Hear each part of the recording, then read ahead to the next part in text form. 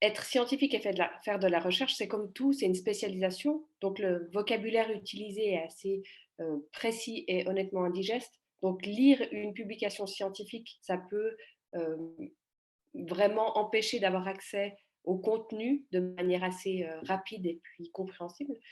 Donc l'idée et le travail que fait cette association romande des écoles Montessori, c'est de mettre à disposition des résumés simplifiés qui donnent accès à tout un chacun à ces découvertes-là. Oui, c'est vrai que maintenant que vous en parlez, je me rends compte qu'il n'y avait pas de termes compliqués, c'était vraiment accessible.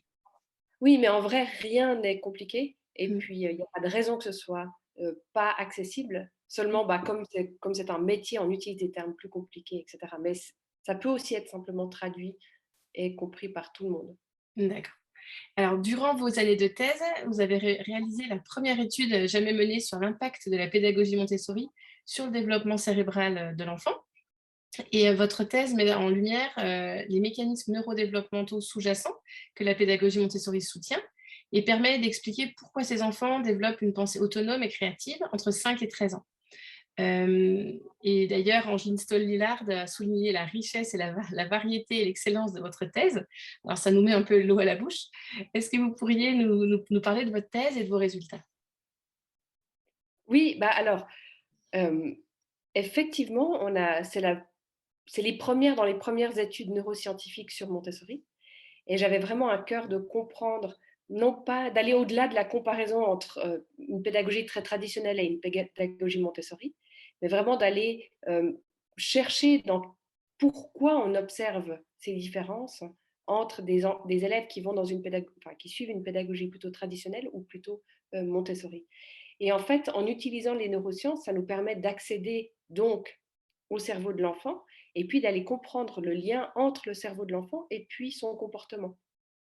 Et au travers il faut comprendre qu'on a fait vraiment beaucoup d'études différentes et qu'elles ont un peu amené chacune une information sur ces mécanismes fondamentaux de l'apprentissage, et en l'occurrence sur l'erreur. Comment l'enfant apprend à faire faux, apprend à se corriger, et à quel point, si ce mécanisme-là est soutenu dans une pédagogie Montessori de manière optimale, eh bien, l'enfant garde libre accès à sa pensée créative et va la faire grandir.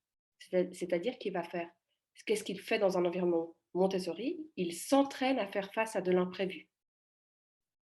Une erreur, c'est simplement un imprévu. Et l'enfant va s'y entraîner librement, librement parce qu'il n'a pas de jugement de valeur sur son travail, il n'a pas la menace de la note, il n'a pas la menace du temps. Donc, en plus, il apprend à coopérer parce que les autres enfants n'ont pas le même âge, donc il va pouvoir les utiliser aussi pour apprendre et s'améliorer. Et donc, en grandissant cette euh, connaissance de l'inattendu qu'est l'erreur, eh bien, il va grandir sa pensée créative. À Mm. l'inverse, dans une école traditionnelle, ce qui se passe, et c'est ça qu'on a observé, c'est que ce sont des âges où les enfants sont particulièrement perméables au retour d'informations. C'est-à-dire que s'ils font une erreur, ce qu'on va leur dire à ce moment-là va avoir beaucoup plus d'influence que quand on est adulte. Parce que le cerveau, il est plus plastique pour ces informations-là. Mm. Un jeune enfant, ce qui se passe, c'est que au moment où il fait une erreur ou bien où il fait une action correcte ou une bonne réponse, ce qu'on va lui dire, ça va s'imprimer dans son cerveau, ça va créer des routes et des connexions. Donc, dans un système traditionnel, ce qui se passe, c'est qu'on voit que les enfants, ils commencent à associer le fait de faire juste à quelque chose de très positif. Donc, ça met un jugement de valeur extérieure sur leur travail. Ou alors que faire faux, c'est quelque chose de pas bien, qu'il faut essayer d'éviter les erreurs. Et donc, vraiment, ils vont commencer à faire ces associations-là. Et avec le temps, ils vont simplement apprendre que c'est mieux de mémoriser les bonnes réponses et qu'il faut à tout prix essayer de faire faux. Mais le problème, c'est que être créatif et être innovant, c'est prendre des risques. Donc, c'est aussi surmonter des erreurs. Et donc, c'est exactement ce qu'on a observé. C'est que des élèves Montessori, eux, n'ont rien à perdre puisque quand ils font une erreur ou quand ils font une action correcte, il n'y a pas de retour d'information, de jugement de valeur.